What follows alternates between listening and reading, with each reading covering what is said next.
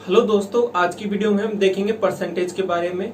Percentage के regarding already हमारी 2 class हो चुकी हैं जिनमें हमने परसेंटेज का बेसिक्स डिस्कस किया था। उसमें हमने पहले डिस्कस किया था कि परसेंटेज को फ्रैक्शन में कैसे कन्वर्ट करते हैं, फिर उसके बाद में percentage change in area and percentage change in volume, ये 2 टॉपिक हमने डिस्कस किए थे। उसके बाद में इन पे कुछ क्वेश्चन किए थे और इस वीडियो में आगे कोई परसेंटेज का कंसेप्ट को आगे बढ़ाते हैं और कुछ क्वेश्चन अटेम्प्ट करते हैं। तो आप कॉपी पेन उठा लीजिए और मेरे साथ क्वेश्चनों को ट्राई कीजिए। तो चलिए मैं शुरू करता हूं आपका। तो जैसे कि मैं एक क्वेश्चन लेता हूं आपके लिए। क्वेश्चन में क्या गिवन है आपको कि किस संख्या का 20% 75 होगा। क्लियर? ये आपको क्वेश्चन दिया हुआ है। ऑप्शन भी मैं दे देता हूं आपको। ऑप्शन आपको गिवन है यहाँ पे 250, अगला ऑप्शन है आपको 550, नेक्स्ट है 375 और उसके बाद में है आपका ऑप्शन 225। ठीक है, तो मेरे साथ इस क्वेश्चन को ट्राई कीजिए। आप वीडियो पॉज करके क्वेश्चन को ट्राई कर सकते हैं। ठीक है, तो चलिए शुरू करते हैं। तो किस संख्या का, तो सबसे पहले देखिए 20% आपको क्वेश्चन में गिवन है। तो 20% की वैल्यू आपको मैंने पहले टेबल में बताई थी। 20% को हम लिख सकते हैं 1/5। 1/5। तो अब यहाँ पे देखिए वो 75 आपको वैल्यू दी हुई है 1/5 की। मतलब यदि 5 आपकी टोटल यूनिट है तो उसमें 1 यूनिट की वैल्यू आपको दे दी उसने 75 और आपको निकालनी है 5 यूनिट की वैल्यू। तो 75 को डायरेक्ट मल्टीप्लाई किससे कर देंगे? 5 से। आपका आंसर आ जाएगा। क्लियर? तो यहां से हो जाएगा 25, 2 35 और 2 37। तो 375 आपका आंसर हो जाएगा। Option number C. क्लियर? अब क्वेश्चनों का लेवल हम धीरे धीरे बढ़ाएंगे इसमें। ये आपका इजी क्वेश्चन है, आपको कंसेप्ट रिवाइज करने के लिए। अब क्वेश्चनों का धीरे धीरे लेवल बढ़ाते हैं। तो नेक्स्ट देखिए एक और क्वेश्चन लेते हैं। क्वेश्चन में गिवन है यदि संतरों की कुल संख्या का संतरों की कुल संख्या का 17% की वैल्यू आपको गिवन है यहाँ पे 1360 रुपए। तो संतरों की कुल संख्या ज्ञात कीजिए। तो संतरों की कुल संख्या आपको निकालनी है यहाँ पे क्वेश्चन में। तो आपको ऑप्शन दे देता हूं मैं यहाँ पे। क्या दिया हुआ है? ए ऑप्शन में आपको वैल्यूज गिवन है 8000, बी ऑप्शन में आपको वैल्यू गिवन है 6000, सी ऑप्शन में गिवन है आपको वैल्यू 8500 और डी ऑप्शन में आपको वैल्यू गिवन है 7000। क्लियर? तो आप ट्राई कीजिए क्वेश्चन को एक बार खुद से, आपका क्या आंसर आता है। तो चलिए देखते हैं यहाँ पे क्या होगा इसका। तो क्वेश्चन में आपको गिवन है कि संतरों की कुल संख्या का 17%। तो 17% की वैल्यू आपको गिवन है कितनी? तो 17% को मैं क्या लिख सकता हूं आपका 17/100। ठीक है, अब 17% का हमने कोई फ्रैक्शन वैल्यू कन्वर्ट नहीं किया था क्योंकि 17 एक ऐसी संख्या है, प्राइम नंबर है आपका, और इसको 17/100 ही लिखना पड़ेगा यहाँ पे। क्लियर? तो 17% को मैंने 17/100 लिख दिया। इसकी वैल्यू आपको गिवन है 1360।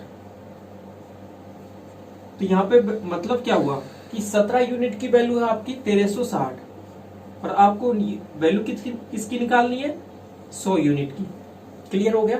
17 यूनिट की वैल्यू आपके पास 1360 रुपए और आपको वैल्यू निकालनी है 100 यूनिट की, क्योंकि आपको क्वेश्चन क्या निकालना है? टोटल संतरों की संख्या।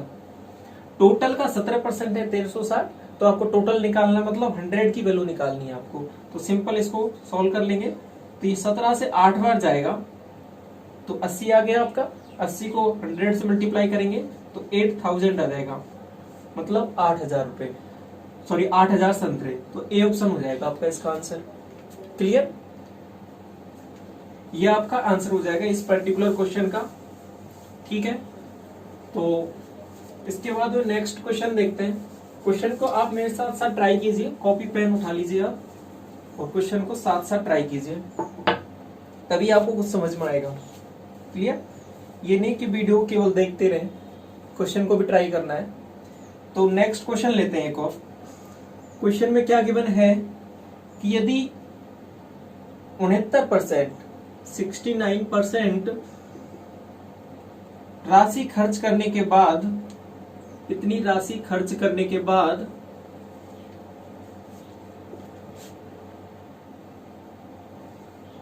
69% राशि खर्च करने के बाद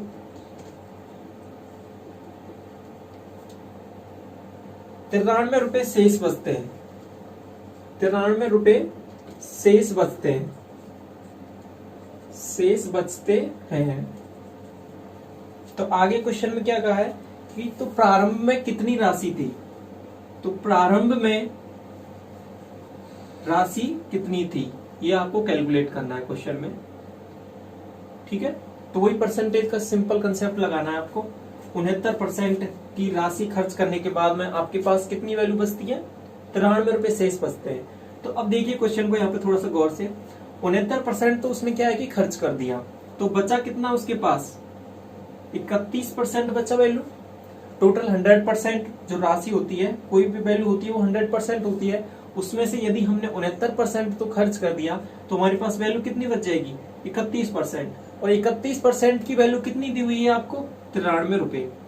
तो 93 रुपए कितनी, किसकी वैल्यू है आपके पास, 31% की वैल्यू। और आपको निकालनी है प्रारंभ में, तो प्रारंभ में तो कितनी राशि रही होगी, पूरी 100 रही होगी। तो पूरी 100 रही होगी तो इसको 100 से मल्टीप्लाई कर देंगे। क्लियर है? तो बस इसको सॉल्व करना है। 31 से कितनी बार जाएगा आपकी वैल्यू, 3 बार, पूरा पूरा 3 बार जा रहा है। और 3 को जब मल्टीप्लाई करेंगे 100 से तो आपके पास वैल्यू आ जाएगी 300।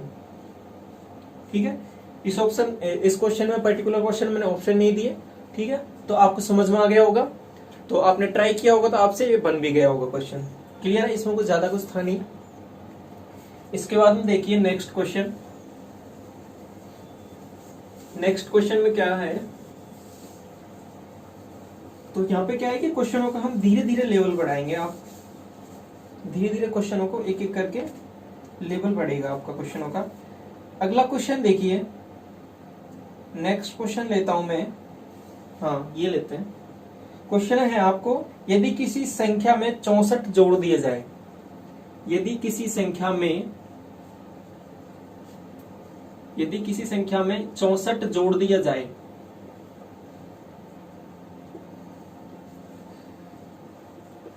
तो उसके बाद में क्या कह रहा है क्वेश्चन, तो वह संख्या स्वयं की 116% हो जाती है।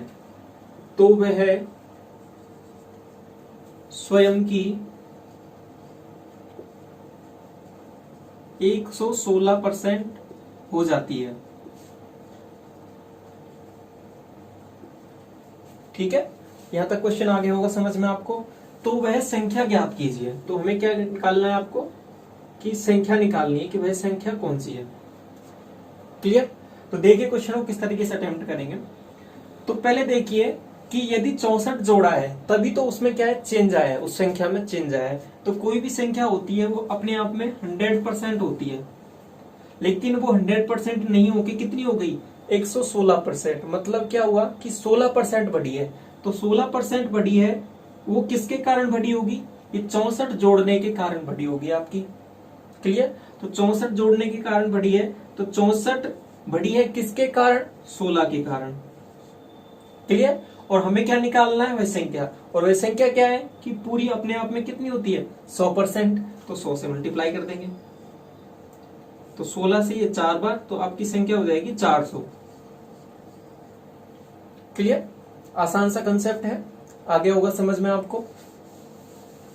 यहाँ पे यही है कि आप जो परसेंटेज का जो सिंपल बेसिक कंसेप्ट है उसको थोड़ा सा स्ट्रॉन्ग करेंगे तो हर एक क्वेश्चन आपसे आसानी से बन जाएगा। चाहे क्वेश्चन में लैंग्वेज कुछ भी दे रखी हो, आपको जो परसेंटेज का जो बेसिक कंसेप्ट है उसको थोड़ा ध्यान में रख के क्वेश्चन को ट्राई करेंगे, अटेम्प्ट करेंगे, तो हर एक क्वेश्चन आपसे इजीली बन जाएगा।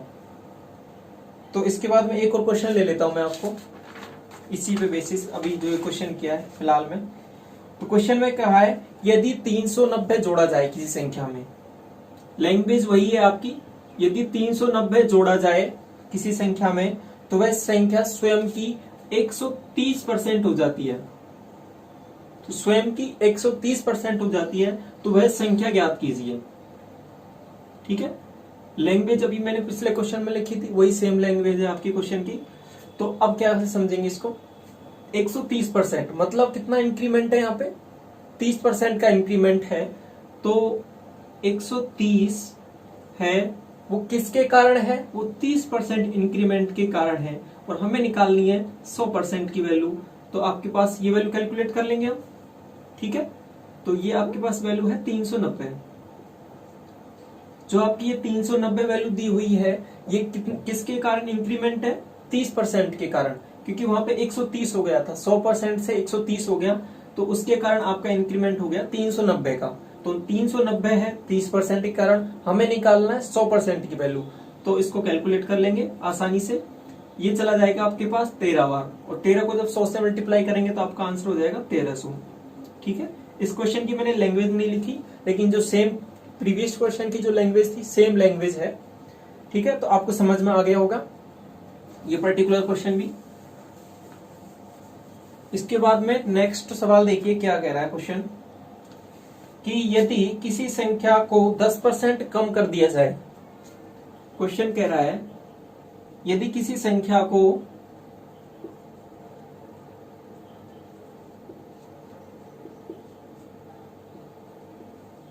10% कम कर दिया जाए, ठीक है, तो वह संख्या 5670, तो वह संख्या 5670 हो जाती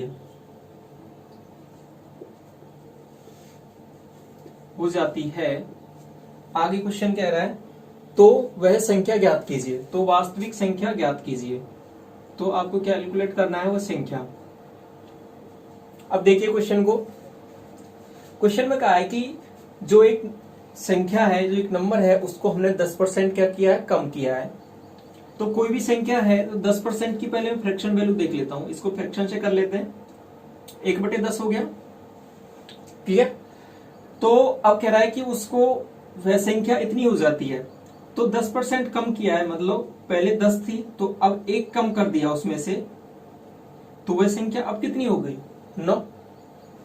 10% का कम करने का मतलब तो यही हो गया ना कि 10 में से अगर मैं 1 कम कर दूंगा तो वो कितना हो जाएगा, 9 हो जाएगी। तो अब वह संख्या है 5670, ये किसकी वैल्यू है, आपकी 9 यूनिट की वैल्यू हो गई ना, और हमें क्या निकालना है, वह संख्या निकालना है। तो वह संख्या क्या हो जाएगी, आपकी 10 यूनिट की वैल्यू निकाल देता हूं मैं। तो इसको 9 से काटूंगा तो कितनी बार चला जाएगा, 6 बार 54, कितना बचेगा आपके पास 2, 9 3 27 और ये 0, क्लियर, 630। और जब मैं 10 से मल्टीप्लाई करूंगा तो आपके पास आंसर आ जाएगा 6300।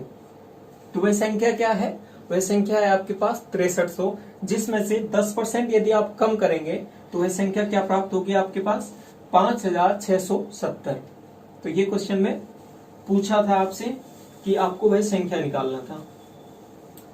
तो आई होप आपको यहां तक सब कुछ समझ में आ रहा होगा क्लियरली, अच्छे से, ठीक है। तो आप क्वेश्चन को मेरे साथ साथ ट्राई कीजिए, और जैसे मैं क्वेश्चन लिख देता हूं उसको, उसके बाद में आप क्या है कि वीडियो को पॉज करके वहां पे आप खुद से क्वेश्चन का आंसर निकालिए, और फिर उसके बाद मैच कीजिए। यदि आपका आंसर ठीक है, सही आ रहा है, तो उसके बाद में ठीक है, आपके कंसेप्ट क्लियर है।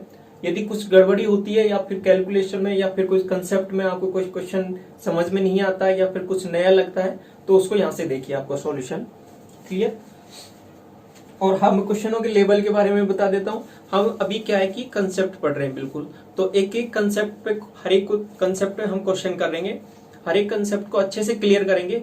इन्हीं कंसेप्टों को बिल्ड करके हम धीरे धीरे 4-5 कंसेप्टों को मर्ज करके और भी अच्छे क्वेश्चन बनाएंगे, और भी अच्छे क्वेश्चन ट्राई करेंगे, जो भी आपके एग्जाम में पूछे गए हैं, जो भी एसएससी और रेलवे, जो भी एग्जाम में, सीजीएल में जो भी आपके क्वेश्चन पूछे गए हैं, उन सभी को एक एक करके बारी बारी से हम डिस्कस करेंगे यहाँ पे।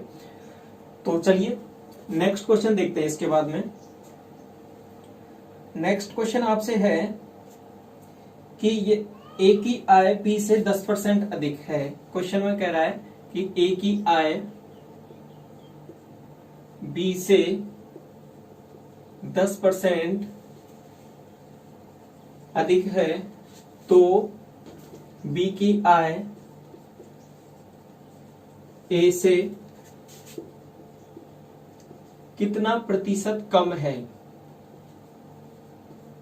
ठीक है, इस क्वेश्चन की ग्लिम्स में ना आपको पिछले जो हमने वीडियो डाली हुई है उसमें भी हम इसका जिक्र कर चुके हैं, इससे रिलेटेड क्वेश्चन, इसमें भी इसको देख लेते हैं, क्योंकि हम इस बार इस वीडियो में जो भी क्वेश्चंस हैं जो भी हमने पढ़ा हुआ है उससे रिलेटेड क्वेश्चंस कर रहे हैं ट्राई। तो चलिए देख लेते हैं इसको। इस क्वेश्चन को करने का एक डायरेक्ट तरीका भी है। मैं आपको क्वेश्चन देखते ही आंसर आ जाएगा आपका। इसका आंसर हो जाएगा आपका 9C 1/11%। क्लियर। अब ये कैसे आया इसको देखते हैं यहाँ पे। तो देखिए क्वेश्चन में पहले क्या कहा है कि ए और बी के बारे में ये जिक्र कर रहा है क्वेश्चन में। तो क्वेश्चन में कहा है कि 10%, 10% को हम क्या लिख सकते हैं, फ्रैक्शन वैल्यू इसकी 1/10 हो जाएगी आपके पास।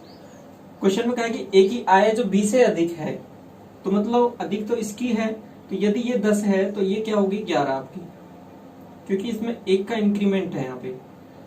अब क्वेश्चन में पूछा है कि जो बी की आय है, जो ये आय है, ये इससे कितना कम है। तो कम तो एक ही यूनिट है, लेकिन जो रेस्पेक्ट है वो बदल जाएगा।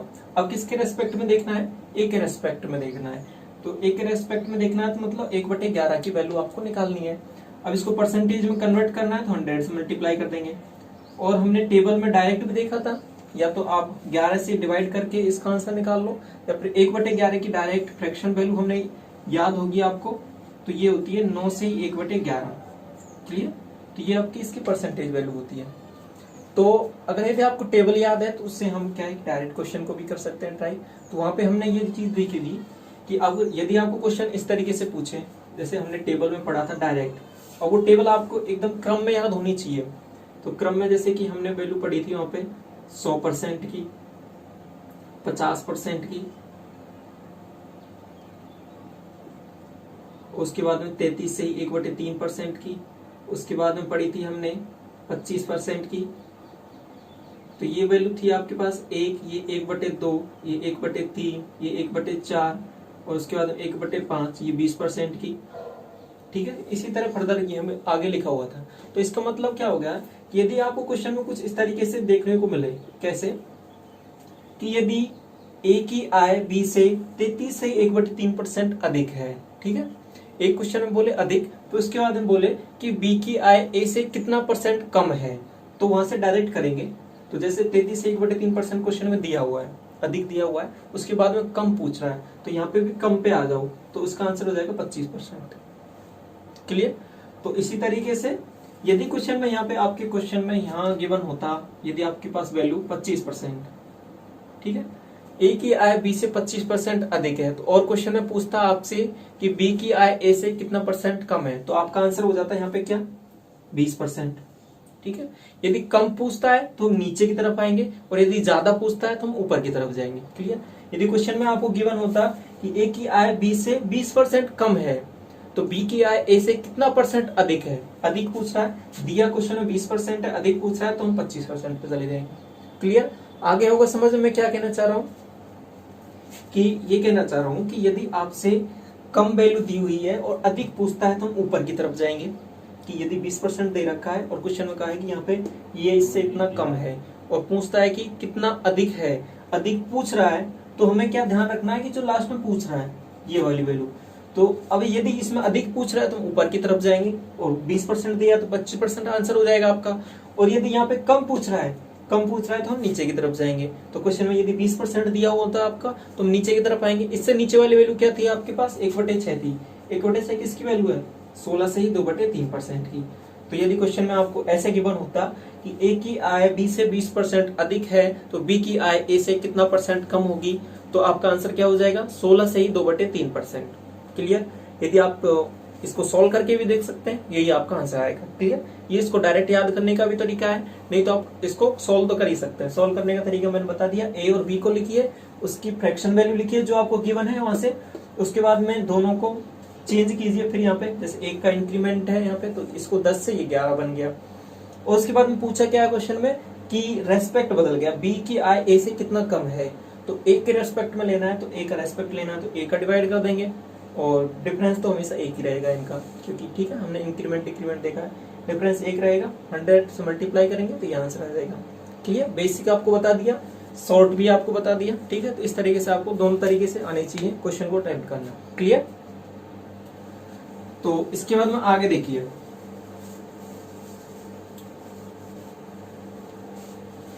आगे देखिए क्वेश्चन को, आगे मैं लेता हूं आपके लिए क्वेश्चन।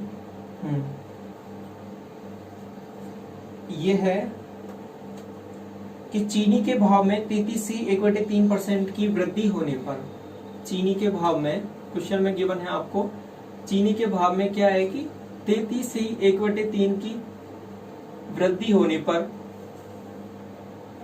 अपने खपत में कितने परसेंट की कमी करनी चाहिए कि उसका खर्च अपरिवर्तित रहे। ठीक है, तो अब ये तो क्या है कि इसके भाव में वृद्धि हुई है, तो खपत में हमें क्या करना है कि कमी करनी है कि जो उसका खर्च है वो क्या रहे, अपरिवर्तित रहे, इसमें नो चेंज। ठीक है, क्वेश्चन को समझिए।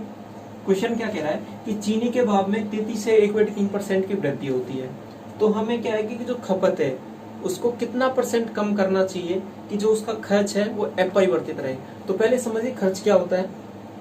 ठीक है, तो खर्च समझिए, तो खर्च हो जाएगा आपके पास जो भी आपकी कीमत है या मूल्य है जो भी वस्तुओं का, जो पर केजी के हिसाब से होता है, उसको मल्टीप्लाई करूंगा मैं खपत से। ठीक है, मूल्य क्या होता है कि जैसे कि आपका हो गया इतने रुपए पर केजी के हिसाब से। ठीक है, और खपत क्या हो गई कि केजी पर, अब ये आवर भी हो सकता है, दिन हो सकता है, या कुछ भी वैल्यू हो सकती है आपकी, जैसे मैं पर डे के हिसाब से मान लेता हूँ। तो अब ये खर्च पूछेगा तो प्रतिदिन का खर्च क्या है, तो अब यहाँ पे देखिए केजी से केजी हट जाएगा तो रुपए पर डे के हिसाब से आ जाएगा आपका। क्लियर, तो ये कंसेप्ट है इसका कि जो खर्च है वो होता है मूल्य और जो खपत दोनों को मल्टीप्लाई करते हैं तो उससे आपका निकलता है खर्च। इसको कंसेप्ट को थोड़ा अच्छे से समझिए क्योंकि क्वेश्चन यहाँ से आपके पूछे जाते हैं, अक्सर हर एक एग्जाम में यहाँ से जरूर क्वेश्चन पूछे जाते हैं। और एसएससी सीजीएल का टीयर 2 में तो काफी क्वेश्चन यहाँ से, एक क्वेश्चन तो फिक्स ही रहता है, हर बार पूछा जाता है। आप प्रीवियस ईयर ये के जो सेट्स हैं उनमें भी देख सकते हैं, वहां से यहाँ पे क्वेश्चन आपको देखने को मिल जाएगा। एक क्वेश्चन हर बार आता है किसी न किसी सेट में, तो देखिए इसको अच्छे से। तो हाँ, तो मैंने क्या लिख दिया, खर्च को लिख दिया। कैसे, खर्च को कैसे लिख दिया, मूल्य को मल्टीप्लाई कर दूंगा मैं खपत से, तो ये होता है मूल्य आपका रुपए पर केजी के हिसाब से, ये होता है केजी पर डे या पर आवर या पर वीक या जो भी हो सकता है, ये डिपेंड करेगा क्वेश्चन पे। क्लियर, तो ये कंसेप्ट आ गया समझ में। अब क्वेश्चन में क्या कहेगा कि इन दो में चेंज करेगा, किन्हीं भी दो में चेंज करेगा। दो में चेंज जैसे या तो मूल्य में चेंज करेगा और खपत में चेंज करेगा, तो खर्च में परसेंटेज परिवर्तन आपसे कैलकुलेट करवाएगा, या फिर मूल्य और इसमें चेंज कर देगा, इसमें पूछ लेगा, या फिर इसमें कर देगा, इसमें पूछ लेगा। किन्हीं भी दो में चेंज करेगा, तीसरे में आपको चेंज पूछेगा परसेंटेज में, तो इजीली कैलकुलेट कर सकते हैं उसको यहाँ से। तो कैसे, देखिए यहाँ पे अब क्वेश्चन में यहाँ पे क्या किया है कि इन दोनों में चेंज किया है, इन दोनों में चेंज किया है, और आपसे जो जो खपत है इसका पूछा है, और इसमें बता दिया इसने कि क्या क्या क्वेश्चन में गिवन है। तो समझिए क्वेश्चन को। तो खर्च में क्या कहा है कि उसने नो चेंज है, कोई चेंज नहीं है यहाँ पे, और जो मूल्य है वो कितना बढ़ा दिया, 33 से 1/3% इसको इंक्रीमेंट कर दिया, और खपत निकालना है। तो पहले खपत का मैं एक फॉर्मूला बना लेता हूँ यहाँ से। पहले मैं आपको बिल्कुल बेसिक बता देता हूँ, फिर उसके बाद में शॉर्ट किस तरीके से करना है उसको भी देख लेंगे एक तरीके से। शॉर्ट से तो इसका डायरेक्ट आंसर आ जाएगा आपका 25% आंसर आ गया इसका। तो एक बार बेसिक भी देख लेते हैं किस तरीके से क्वेश्चन को अटेम्प्ट करना है। तो खपत का फॉर्मूला हो जाएगा आपके यहाँ से खर्च बटे मूल्य, ये बन गया आपका। क्लियर, तो अब मैं दो केस ले लेता हूँ यहाँ पे। दो केस कौन कौन से ले लेता हूँ, एक तो पहले वाला और एक बाद वाला, पहले वाला और एक बाद वाला। अब पहले वाले में क्या है कि जो मैं खपत लिख देता हूँ वो खर्च है, खर्च तो क्या है कोई चेंज नहीं किया, तो मैंने एक रख लो, 100 रख लो, कुछ भी रख लो, आपकी मर्जी है। तो पहले भी एक है तो बाद में भी एक है।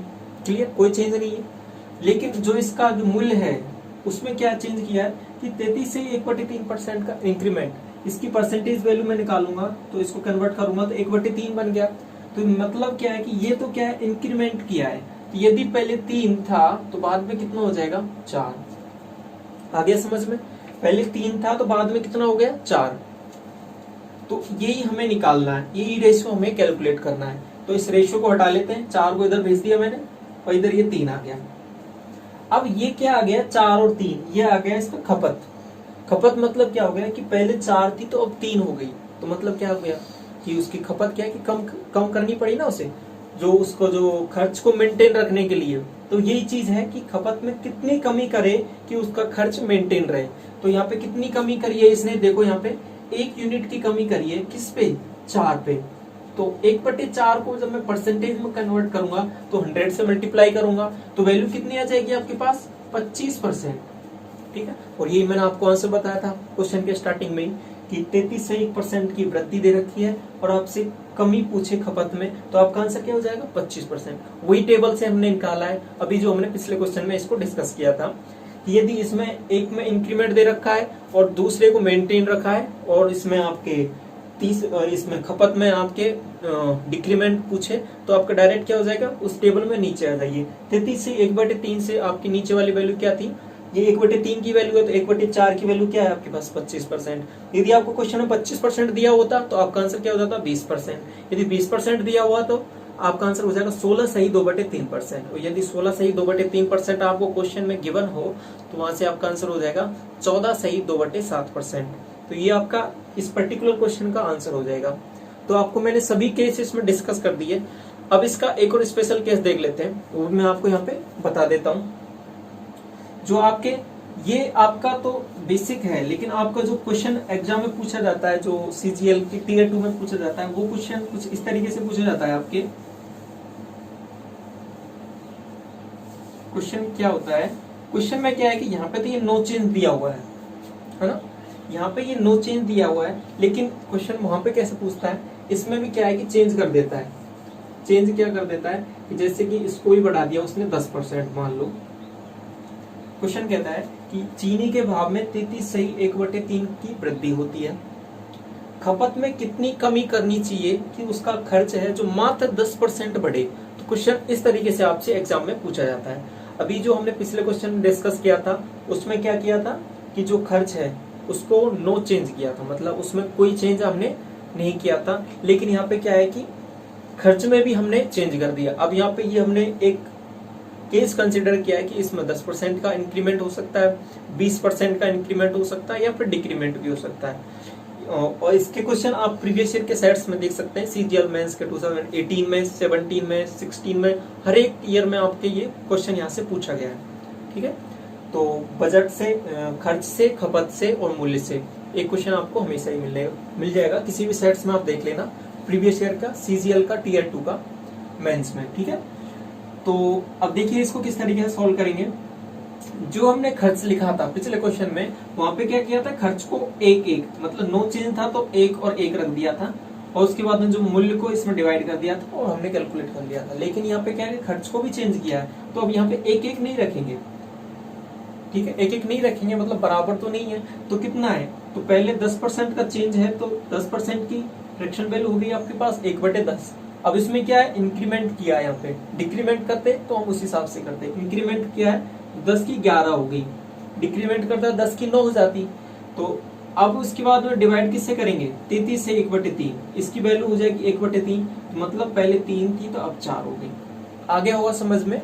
तो पहले क्वेश्चन में क्या किया था हमने, यहाँ पे 1 रखा था, लेकिन अब क्या है कि वृद्धि दे दी 10% की, तो 10 से 11 हो गया। अगर यहाँ पे डिक्रीमेंट देता तो हम क्या रखते हैं, यहाँ पे 10, तो यहाँ पे रखते हैं हम 10, यहाँ पे 9, और यहाँ पे रखते 3, और यहाँ पे रखते 4। फिर सॉल्व करते क्वेश्चन को। आगे होगा समझ में आपको कंसेप्ट क्या है, ये आपके एग्जाम में पूछा जाता है।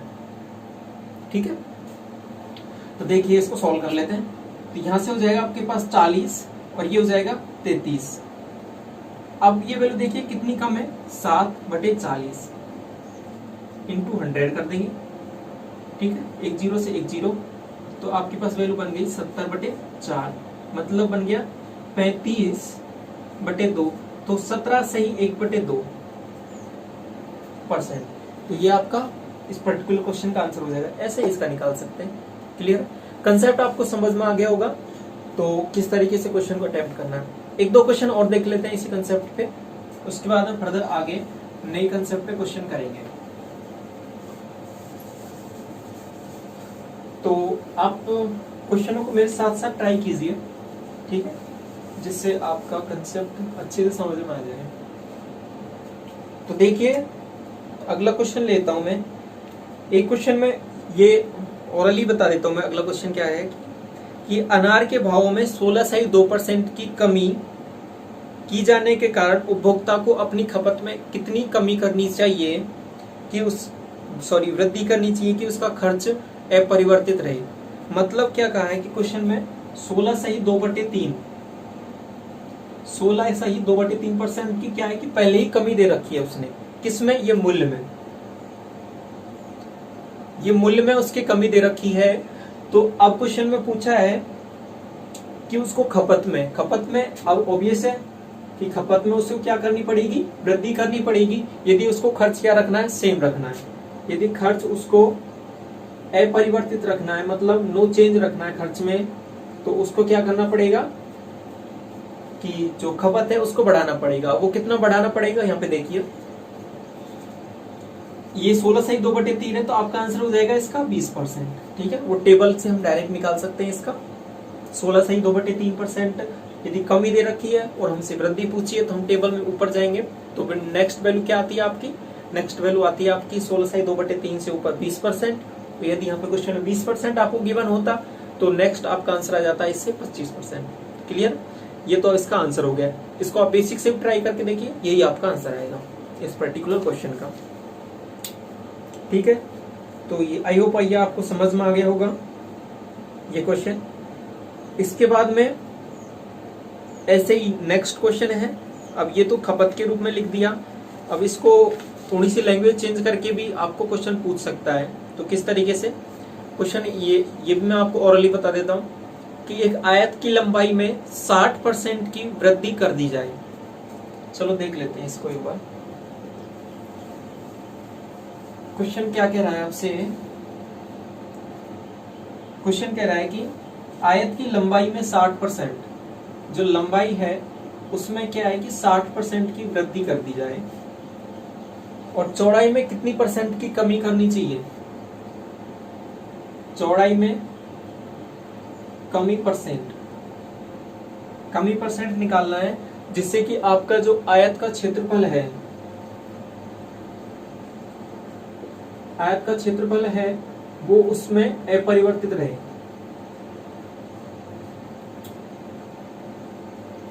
ठीक है, तो ये तो सिंपल सा कंसेप्ट हो ही गया कि एक में बढ़ा रखा है तो दूसरे को कम करना पड़ेगा, तभी तो आपका जो क्षेत्रफल है वो चेंज नहीं होगा, उसमें वो आपका एज इट इज बना रहेगा।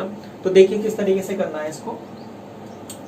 तो क्षेत्रफल समान है तो एक एक लिए मैंने, तो वही सिंपल वही वाला कंसेप्ट है। क्षेत्रफल क्या होता है आपका?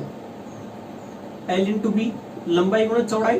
ठीक है, तो यदि इसमें इंक्रीमेंट दे रखा है तो इसमें डिक्रीमेंट करना पड़ेगा, यदि इसमें डिक्रीमेंट दे रखा है तो इसमें इंक्रीमेंट करना पड़ेगा, तभी ये क्या होगा कि क्षेत्रफल आपका बराबर रहेगा। एक केस ये होगा। दूसरा केस क्या है कि यदि इसमें भी इंक्रीमेंट है इसमें भी इंक्रीमेंट है, तो हमें क्या है कि क्षेत्रफल में ऑब्वियसली आपको क्या देखने को मिलेगा? इंक्रीमेंट देखने को मिलेगा। तीसरी चीज, यदि इसमें भी डिक्रीमेंट है इसमें भी डिक्रीमेंट है तो क्षेत्रफल भी ऑब्वियसली आपका घटेगा। तो ये तो हो गया चेंज। यदि इसमें कोई चेंज नहीं दे रखा तो मतलब एक को बढ़ाया तो दूसरे को घटाना पड़ेगा। अब वो कितना घटाना पड़ेगा वो क्वेश्चन पर डिपेंड करेगा। अब देखो, एक तो हम डायरेक्ट भी आंसर निकाल सकते थे क्वेश्चन का कि अब यहाँ पे अगर उस टेबल में से आपको जो वैल्यू गिवन होती तो ठीक है, तो लेकिन ये 60% टेबल वाली वैल्यू नहीं है, इसलिए मैंने आपको बेसिक भी बताया है और टेबल से किस तरीके से डायरेक्ट क्वेश्चन को अटेम्प्ट करते हैं वो भी बताया है। इसलिए मैंने आपको दोनों तरीके बताए हैं। तो इसको हम बेसिक से करेंगे। बेसिक से क्या हो जाएगा कि ये नो चेंज है तो नो चेंज हो गया आपका। तो अब पूछा क्या है? चौड़ाई। तो चौड़ाई का फॉर्मूला क्या हो गया? यहाँ से चौड़ाई का फॉर्मूला हो गया एरिया अपॉन लेंथ। तो एरिया हमने लिख दिया, लेंथ को क्या लिखेंगे? लेंथ है आपकी 60%। 60% को मैं क्या लिखूंगा? 60% को लिख दूंगा 3/5। 3/5 लिख दिया। क्लियर? तो इसमें भी क्या है? इंक्रीमेंट है, तो मतलब पहले 5 था तो बाद में कितना हो गया? 8, पहले 5 है तो बाद में 8 हो गया, तो इसको सोल्व कर लेंगे। ये इधर आ जाएगा, ये उधर चला जाएगा, 8, 5।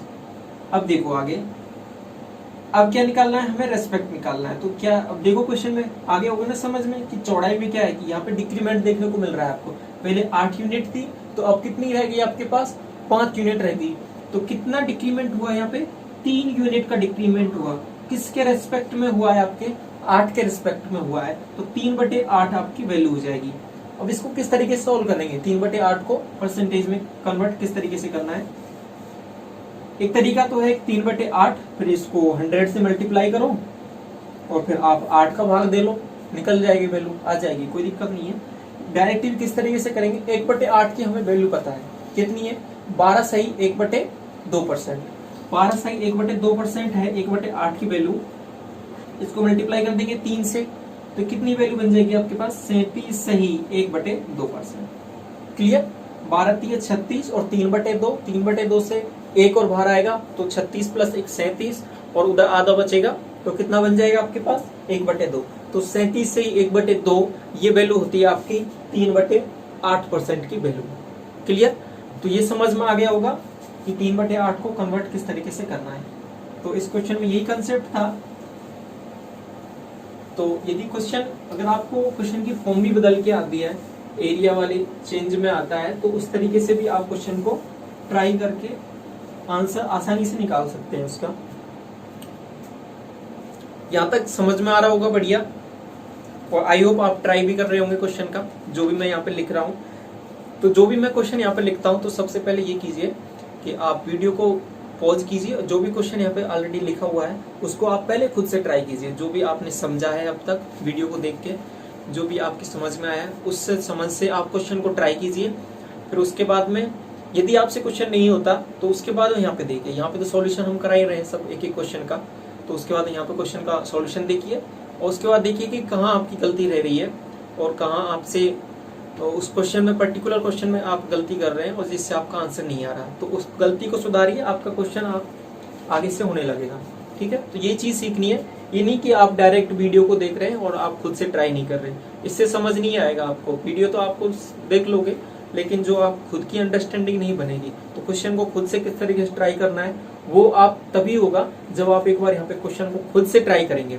तो पहले क्वेश्चन को देखिए, फिर उसके बाद खुद से ट्राई कीजिए, और फिर उसके बाद नहीं होता तो यहाँ से देखिए। ठीक है, यहाँ तक। तो आगे देखिए क्वेश्चन, आगे लेता हूं मैं एक और क्वेश्चन।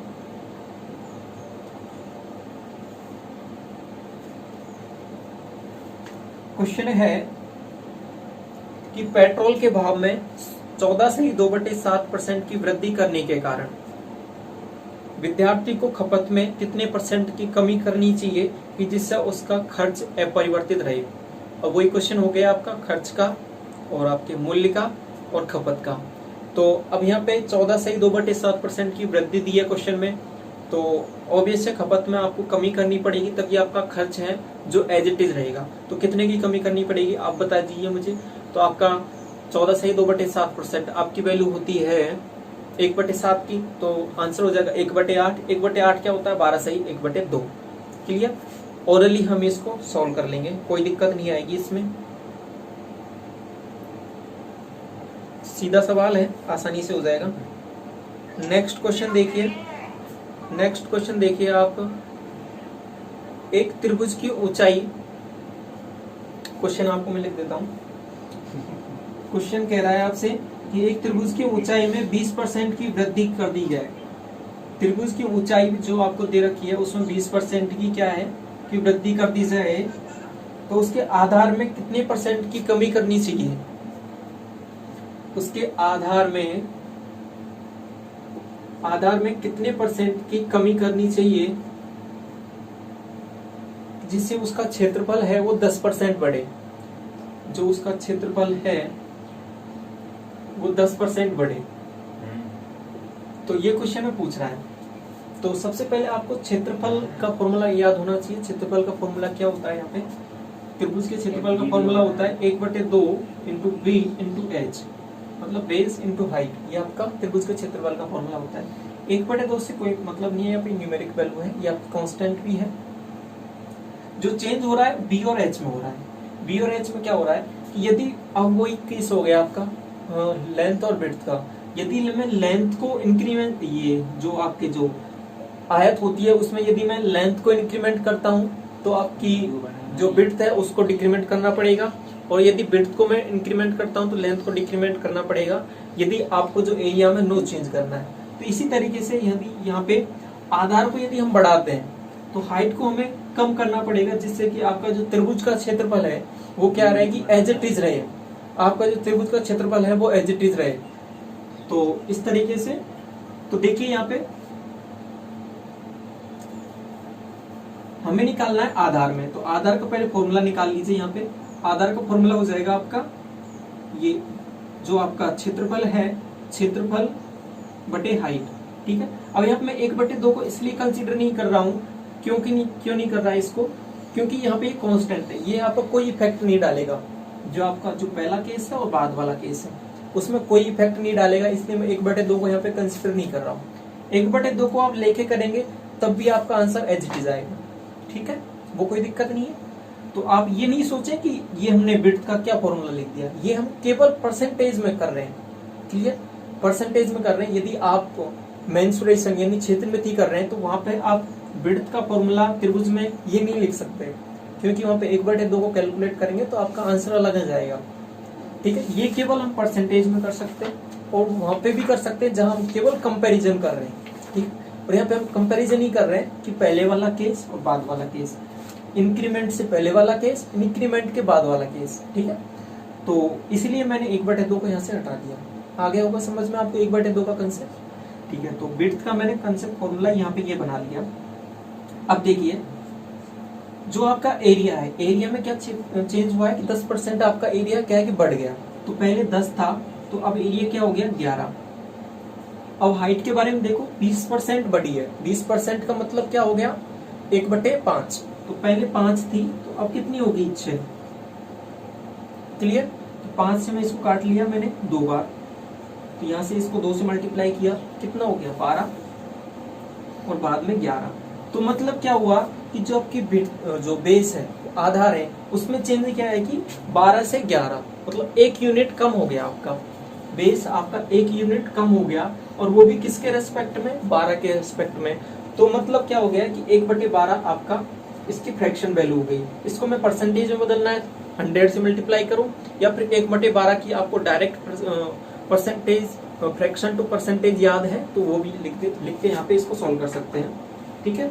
तो जैसे मुझे 1/6 की पता है, 1/6 की क्या होती है आपकी 16 से ही 2/3%। 1/6 की पता है मुझे 16 से ही 2/3, तो मतलब क्या है कि 1/6 से ही जस्ट आधा है ना, तो उसका भी तो आधा निकाल लें, तो उसका आधा क्या हो जाएगा आपके पास 8 से ही 1/3। तो इसको मैं ऐसे भी लिख सकता हूँ 8.33%, क्लियर। तो ये है क्वेश्चन को ट्राई करने का तरीका, क्वेश्चन को किस तरीके से अप्रोच करना है आपको एग्जाम में। तो आई होप आपको ये सब कुछ समझ में आ रहा होगा इजीली। इसके बाद में देखिए क्वेश्चन को, एक और क्वेश्चन ले लेता हूं मैं आपके लिए यहाँ पे।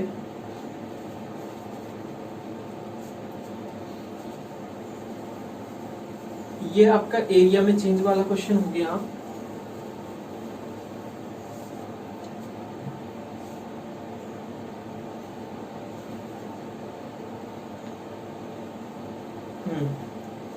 अब देखिए एक क्वेश्चन एक अलग टाइप का लेते हैं। क्वेश्चन में क्या कह रहा है कि किसी वस्तु की कीमत में बजट से पहले की वृद्धि 20% की है और फिर बजट के बाद की वृद्धि 30% की है, तो कुल कितनी वृद्धि या कमी होगी। मतलब क्या कह रहा है कि क्वेश्चन में दे रखा है किसी वस्तु का जो मूल्य है, तो वस्तु के मूल्य में 2 वृद्धि दी हुई है, कौन कौन सी है, एक 20% की है, 20% की वृद्धि दी हुई है, और दूसरी वृद्धि दे रखी है आपके पास 30% की वृद्धि, ठीक। तो आपसे क्वेश्चन पूछा है कि टोटल कितनी परसेंटेज की वृद्धि आपने की है, क्लियर। तो वस्तु के मूल्य में 2 वृद्धि दी हुई है, 20% की पहले वृद्धि हो गई, उसके बाद में 30% की वृद्धि हो गई। सो आपसे क्वेश्चन पूछा है कि आपने क्वेश्चन में उस वस्तु के प्राइस में टोटल कितनी वृद्धि की है। तो इसको निकालने का तरीका देखिए, इसको हम ऑलरेडी डिस्कस कर चुके हैं इस तरीके को। तो डायरेक्ट क्या आंसर आ जाएगा आपका 20 + 30 प्लस 20 गुणा 30/100। ठीक है, यदि आपको दो वैल्यूज दे रखी हैं जिनमें इंक्रीमेंट या डिक्रीमेंट दे रखा है तो आपका डायरेक्ट फॉर्मूला क्या होता है, plus minus A plus minus B plus minus A B बटे 100। ठीक है, तो ये आपका फॉर्मूला होता है। तो इसमें प्लस माइनस का मतलब क्या हो गया, प्लस माइनस का मतलब सिंपल इतना ही है, यदि आपको वृद्धि दे रखी है क्वेश्चन में तो आप क्या लेंगे, प्लस कंसीडर करेंगे, और यदि आपको कमी दे रखी है तो आप माइनस कंसीडर करेंगे। तो अब यहाँ पे जैसे मुझे कमी दे रखी है क्वेश्चन में, तो मैं इसको भी माइनस लूंगा, इसको भी माइनस लूंगा। अब ए और बी दोनों को माइनस लिया है तो यहाँ पे ये प्लस बन जाएगा। ठीक, इसी तरीके से यदि एक में वृद्धि है एक में कमी है, ये प्लस है ये माइनस है, तो प्लस माइनस को मल्टीप्लाई करूंगा तो यहाँ पे क्या ले लूंगा, मैं माइनस ले लूंगा। ठीक है, इसका थोड़ा सा ध्यान रखना है, बाकी क्वेश्चन में कोई दिक्कत नहीं है। अब यहाँ पे तो क्या है कि दोनों चीजें वृद्धि दे रखी है तो कोई भी दिक्कत नहीं है, दोनों को प्लस लेना है, तो ये भी प्लस ये भी प्लस। आगे समझ में, तो ये कितना हो गया आपके पास 50, और ये वैल्यू हो गई आपके पास 6, 3 दूनी 6 हो गया ना, तो आपके पास टोटल इंक्रीमेंट कितना हो गया 56%। तो 56% की आपकी उस वस्तु के मूल्य में नेट वृद्धि हुई है, नेट इंक्रीमेंट हुआ है। क्लियर, तो ये क्वेश्चन में आपसे पूछा है। ऐसे ये वैल्यू आपकी और भी, अब जैसे मैं यहाँ पे लिख दूं 20% की जगह यदि मैं 30% लिख दूं, और यहाँ पे 30% की जगह मैं 40% लिख दूं, तो इसका आप आंसर निकालिए। ठीक है, इसको ट्राई कीजिए आप पहले। तो इसका क्या हो जाएगा, 30 और 40 70 हो जाएगा, 70 प्लस 30 और 40 को मल्टीप्लाई करेंगे, 100 से डिवाइड करेंगे, प्लस 12, तो आपका आंसर हो जाएगा 82। ठीक है, इतना जल्दी हो जाएगा आपका ओरली बिना कुछ लिखे। ठीक, और यदि हाँ एक और तरीका देखिए इसमें, एक और तरीका क्या है, अभी तो ये वैल्यू आपके पास इजी है, आप इनको इजीली कैलकुलेट कर रहे हैं, लेकिन यदि आपके पास वैल्यू ये फ्रैक्शन में होती, जैसे कि 14 से 2/7% इस तरीके से, और दूसरी वैल्यू होती है आपके पास मान लो 37 से ही 1/2%। ठीक है, तो इस तरीके से वैल्यू होती है, तो इनको कैलकुलेट करना इस तरीके से थोड़ा कॉम्प्लिकेट हो जाएगा। तो इसको कैसे सोल्व करेंगे, इनको फिर क्या कर लेंगे, हम कन्वर्ट कर लेंगे फ्रैक्शन में, 1/7, और ये हो जाएगा आपके पास 3/8। इनको इस तरीके से कन्वर्ट करके सोल्व करेंगे। किस तरीके से, मैं इस क्वेश्चन को आपको ट्राई इस वाले तरीके से करके बताता हूँ, आपका क्या आंसर आएगा। ठीक है, तो जैसे 20% दिया हुआ है, 20% का मतलब होता है आपके पास वैल्यू 1/5। ठीक, और ये 30% दिया हुआ है, 30% का मतलब हो गया आपके पास 3/10। ठीक, अब यहाँ पे वृद्धि दी हुई है, तो मतलब पहले 5 से कितनी हो गई 6 आपकी वस्तु, ऐसे ही यहाँ पे वृद्धि दी हुई है, तो पहले 10 थी, तो अब आपकी वस्तु कितनी हो गई है 13।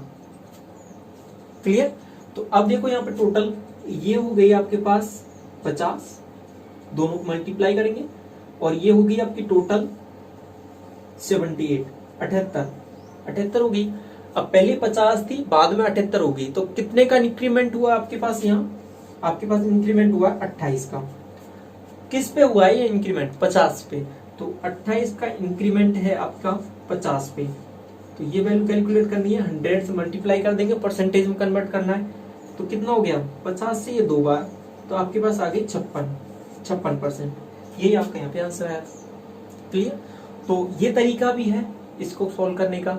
इसमें मैंने ये प्रेफर नहीं किया, इस वाले में क्यों नहीं किया, क्योंकि यहाँ पे मुझे वैल्यूज थी वो इजीली मैं इनको इस तरीके से कैलकुलेट करने में थोड़ा ज्यादा कंफर्टेबल हूँ। इन वैल्यू को मैं इनमें फ्रैक्शन में नहीं दी, इनको मुझे ये फ्रैक्शन में नहीं दी है, भिन्न में नहीं दी हुई है, तो मैं इनको डायरेक्ट इस तरीके से निकालने में आसानी से निकाल सकता हूँ। तो जैसे कि मुझे इनको ऐड करके सिंपल मैं इनको कैलकुलेट कर सकता हूँ।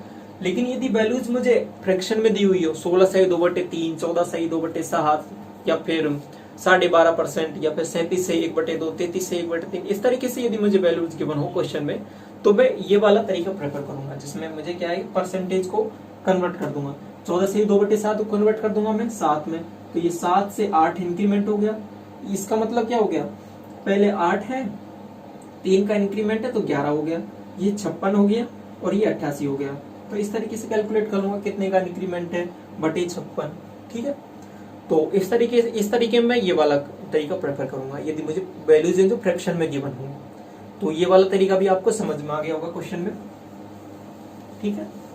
तो इसमें हमने कई कंसेप्ट डिस्कस किए इस अब तक, तो इन सभी को और इनको क्वेश्चन भी किए हैं, तो इनको अच्छे से प्रैक्टिस कीजिए आप बार बार इन क्वेश्चनों को, जिससे आपको ये कंसेप्ट अच्छे से समझ में आ जाए परसेंटेज का, और आपसे कोई भी क्वेश्चन हो जो आप आसानी से उसको अटेम्प्ट कर पाए।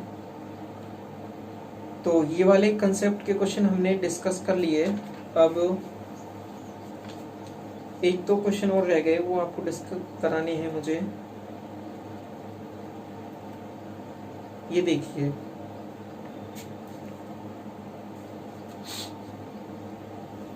हाँ,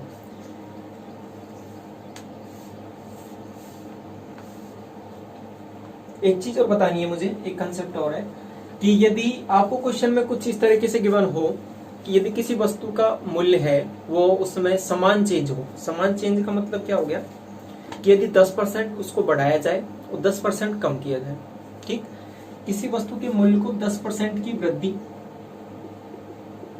और 10% की ही कमी की जाए, और उसके बाद में पूछे कि अब वस्तु के मूल्य में क्या प्रभाव पड़ेगा, क्या इफेक्ट होगा, या क्या नेट वृद्धि होगी या कमी होगी। तो ये चीज हमेशा ध्यान रखना। इस तरीके से अगर केस आपको देखने को मिले तो हमेशा वस्तु के मूल्य में कमी होगी, और उस कमी को निकालने का डायरेक्ट तरीका क्या है कि जो भी वैल्यू दी हुई है उसको स्क्वायर करो, 100 से डिवाइड करो। 10 है, 10 का स्क्वायर किया 100, उसको 100 से डिवाइड किया, आपके पास आ गई 1, और 1% की क्या होगी, कमी होगी।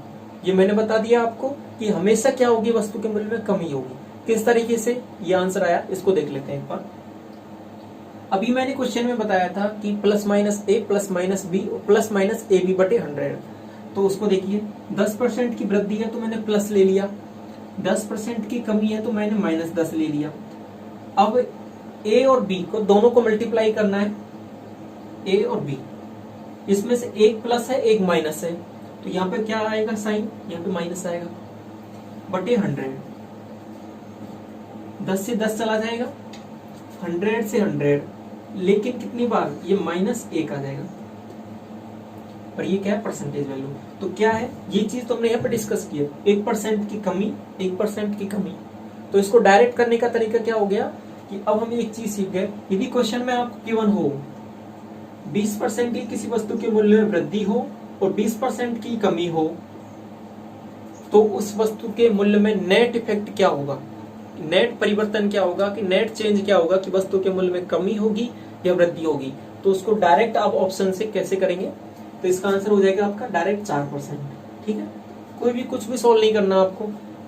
तो डायरेक्ट फॉर्मूला क्या है इसका, x² बटे 100, और ये क्या है, ये कमी होगी। ये चीज हमेशा ध्यान रखना। ऑप्शन में आपको ये भी मिलेगा कि 4% की वृद्धि, 4% की कमी, तो हमेशा उसको टिक करना है जिसमें क्या है कि कमी दिख रहा है आपको। क्लियर। तो ऐसे केस में हमेशा कमी होगी जब नेट इफेक्ट में बढ़ाया जाए और नेट उतना ही इसमें क्या है कि कमी की जाए। तो इस तरीके से तो क्या हो जाएगा, 20 का स्क्वायर कर देंगे बटे 100, तो 20 का स्क्वायर हो जाएगा 400 बटे 100, तो ये वैल्यू आ जाएगी 4%, और 4% कितनी हो जाएगी, ये क्या होगी, कमी होगी आपकी। ठीक है, तो ये समझ में आ गया होगा। ये एक और कंसेप्ट था आपको बताना था। आई होप ये अभी आपको समझ में आ गया होगा। अब देखिए क्या क्या रह गया आपके पास। ये क्वेश्चन हमने डिस्कस हो चुका है आपका।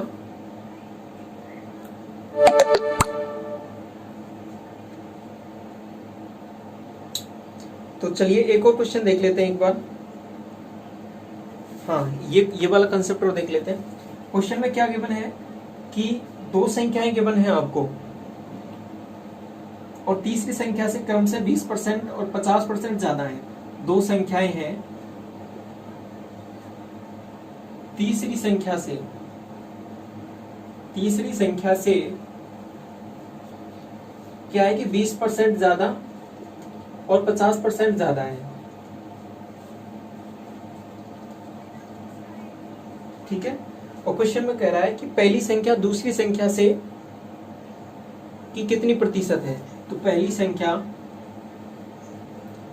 दूसरी संख्या की कितनी प्रतिशत है, ये क्वेश्चन में आपसे पूछा है। ठीक है, ये क्वेश्चन भी अक्सर आपके एग्जाम में पूछ लिया जाता है, तो इसको भी देख लीजिए। तो एक बात देखो यहाँ पे क्वेश्चन में क्या है कि दोनों का रेस्पेक्ट किससे लिया है, तीसरी से। तो मैंने यहाँ पे पहले तीसरी को लिखना पड़ेगा और फिर यहाँ पे मैंने फर्स्ट को लिख लिया और इधर मैंने सेकंड को लिख लिया। क्लियर? तो अब क्वेश्चन में क्या कहा है कि दो संख्या है जिनमें एक तो हो गई 20% ज्यादा, इससे इस वाली से 20% ज्यादा का मतलब हो गया 20% की फ्रैक्शन वैल्यू होगी 1/5। यदि ये 5 है तो ये होगी 6। आगे देखो 50% ज्यादा, 50% ज्यादा का मतलब क्या हो गया 1/2। यदि ये 2 है तो ये कितनी हो गई 3। ये आपसे क्वेश्चन में कहा है। अब आगे देखो इसको सोल्व कर लेते हैं। इधर 2 आ गया, इधर आपका आ गया 5। अब पूछा है उसने पहली और दूसरी के बीच में, ये पहली रही आपकी, ये दूसरी रही। अब इनमें देख लो कुछ कॉमन आ रहा है तो उसको काट लो, नहीं तो फिर इसको सोल्व कर लेते हैं। 3 से 2 बार चला जाएगा तो 2 से ये 2 4 और ये हो गया आपके पास 5। अब ये पूछ रहा है कि पहली संख्या दूसरे की कितनी प्रतिशत है, दूसरे की। तो दूसरे की रेस्पेक्ट ले लिया और पहली संख्या 4, ये कितना प्रतिशत है, 100 से मल्टीप्लाई कर दिया। 4/5 की फ्रैक्शन वैल्यू यदि आपको याद है तो उससे कर लो, नहीं तो ये तो आसानी है, इसको 105 से डिवाइड कर लो और उसको मल्टीप्लाई कर लो। 20 बार जाएगा और 20 को 4 से मल्टीप्लाई करेंगे 80 आ जाएगा। फ्रैक्शन से करेंगे तो उससे भी हो जाएगा। 1/5 की फ्रैक्शन वैल्यू क्या होती है 20% और उसको 4 से मल्टीप्लाई किया तो 20 को 4 से मल्टीप्लाई करेंगे तो कितना आ जाएगा 80%, वैसे ही हो जाएगा। ठीक है, तो ये और एक कंसेप्ट है जिसमें क्या है कि एक 2 नंबर होंगे, इसका तीसरे से रेस्पेक्ट में दिया होगा तो उससे क्या है कि हमें बीच में लिख देना है और दोनों का रेशियो ले लेना। ये फ्रैक्शन वैल्यू को हमने परसेंटेज फ्रैक्शन में कन्वर्ट कर लिया, इंक्रीमेंट है तो इंक्रीमेंट लिख दिया, ऐसे ही इसको यहाँ पे लिख दिया।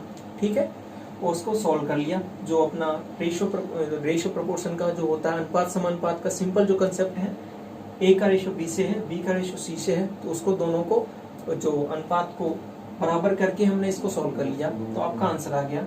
और फिर उसके बाद में पहली और दूसरी का जो रिलेशन पूछा है उसको भी हमने यहाँ से कैलकुलेट कर लिया। ठीक है, तो पहली और दूसरी का पूछा है तो तीसरी से कोई मतलब ही नहीं है, फिर तीसरी को हटा देंगे और हमने पहली और दूसरी को कैलकुलेट कर लिया। ठीक है, तो ये सब चीजें हैं इसमें। ये वाला भी कंसेप्ट हो गया। तो इस वीडियो में यहीं तक रखते हैं। तो हमने आई होप सब कंसेप्ट डिस्कस कर लिए।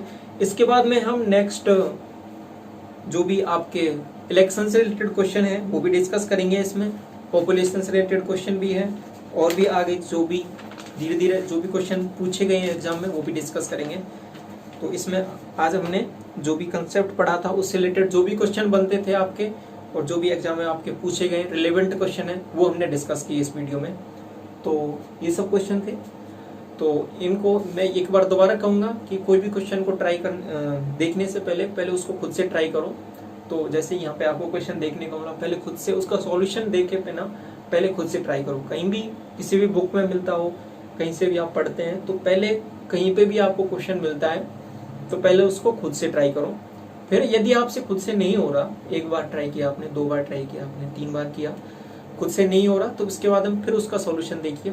फिर आपको पता लग जाएगा कि आप कहाँ तक पहुंचे थे उस क्वेश्चन में और उसके बाद में कहाँ आपकी गलती हो रही थी और कहाँ आपसे आपको सुधार की जरूरत है उसमें। तो केवल आप उसी पॉइंट को फोकस करेंगे और फ्यूचर आप उसमें उस क्वेश्चन को सही कर लेंगे। क्योंकि आप जहाँ पे आप गलती कर रहे थे केवल उसी पॉइंट को तो आपको देखना है कि यहाँ पे हम गलती कर रहे हैं तो इसको हटा लेना है, तो उसके बाद में आपका आंसर आ जाएगा। तो यही है, इसमें यही कहना था कि इस तरीके से क्वेश्चन को अटेम्प्ट कीजिए। तो इन क्वेश्चनों हमने परसेंटेज का ये जो क्वेश्चन है ये डिस्कस किए, तो इनको प्रैक्टिस कीजिए आप बार बार। तो इस वीडियो में इतना रखते हैं। आई होप आपको वीडियो समझ में आ गया होगा। तो यदि आपको वीडियो अच्छा लगा तो वीडियो को लाइक जरूर करना और अपने फ्रेंड्स के साथ जरूर शेयर करें इसको, जो भी परसेंटेज पढ़ रहे हैं। तो चलिए वीडियो को यहीं तक रखते हैं। Thank you.